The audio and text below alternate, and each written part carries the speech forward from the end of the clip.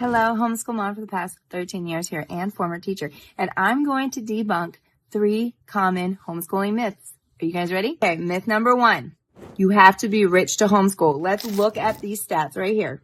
What is the average salary of a homeschool family? Well, it's across the whole board. It's not just for rich families. 20% of American homeschool families live off of less than $25,000 a year total household income.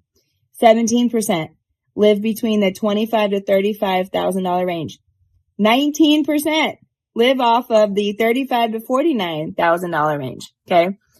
20% live between the $50,000 to $75,000 range. 19% live off of the $75,000 to almost $100,000 range. Okay. Myth number 2. It is expensive to homeschool. Let's look at some statistics. Here we go. The average cost of homeschooling in America is only $700 to $1,800 per student per year. Okay. Now compare that to private school. The national average is $12,000 per year per kid. Compare that to public school, but the average state is paying in taxes $17,000 in your tax money per kid in a public school. How does that break down to the average American family?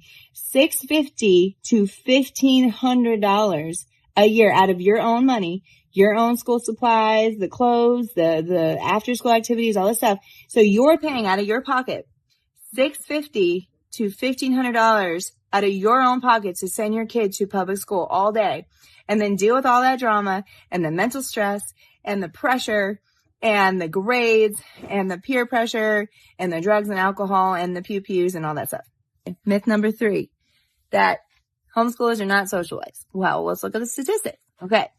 So homeschool students are more likely than conventional school students to have frequent contacts with other younger children.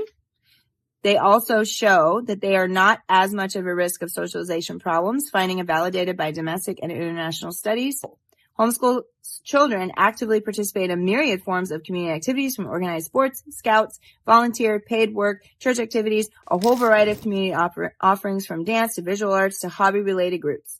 Furthermore, as adults, homeschool children are active participants in civic life, being more likely to work for political candidates' causes, attend public meetings, protest, vote in elections, and contribute money to political candidates other than the general population. There are some statistics on mental health in schools, like public and private schools, compared to homeschoolers. Let's look at the mental health ratings.